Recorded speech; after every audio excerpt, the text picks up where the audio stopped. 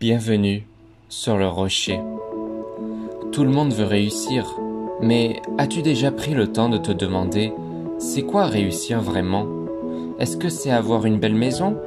Être célèbre, reconnu, envié?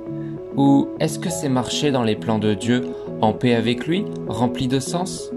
Aujourd'hui, on va comparer le succès selon le monde et le succès selon Dieu. Et crois-moi, ils n'ont rien à voir. Tout d'abord, le succès mondial est éphémère. Que sert-il à un homme de gagner le monde entier s'il perd son âme? Marc chapitre 8 au verset 36.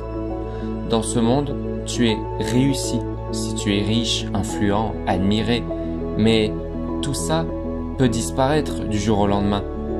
Une crise, un scandale, une maladie, et tout s'effondre. Le succès du monde est une illusion brillante, mais vide à l'intérieur. Ce que tu possèdes n'est pas ce que tu es. Dieu ne regarde pas ton compte en banque, mais ton cœur. Deuxièmement, le succès divin, c'est l'obéissance, pas la popularité. Dieu ne t'a pas appelé à être viral, il t'a appelé à être fidèle. Prenons l'exemple de Noé, qui a construit une arche pendant des dizaines d'années, sans followers, sans likes, sans applaudissements. Ce livre de la loi ne s'éloignera pas de ta bouche, alors tu auras du succès dans tout ce que tu entreprendras. Josué chapitre 1 verset 8. Le succès selon Dieu, c'est marcher dans sa parole, même quand c'est impopulaire. C'est dire non à ce qui plaît à la foule pour dire oui à ce qui plaît à Dieu. Obéir à Dieu quand personne ne regarde vaut plus que briller aux yeux du monde. Et troisièmement, Dieu mesure ta fidélité, pas ta rapidité. Le monde glorifie l'accélération. Plus vite tu réussis, plus tu es admiré. Mais Dieu prend son temps, il façonne, il creuse, il prépare.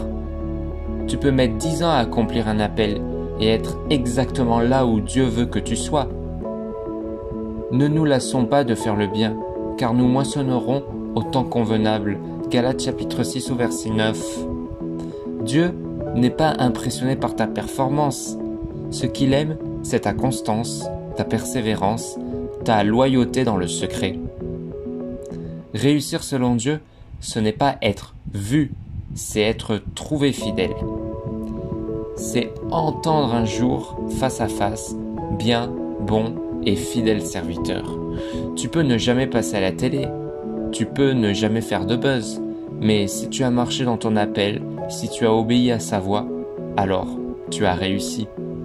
Mets en commentaire, je choisis le succès selon Dieu, pas selon ce monde. Abonne-toi pour recevoir chaque jour des messages qui élèvent ta foi et te gardent centré sur l'essentiel, Jésus. À demain pour un nouvel enseignement biblique.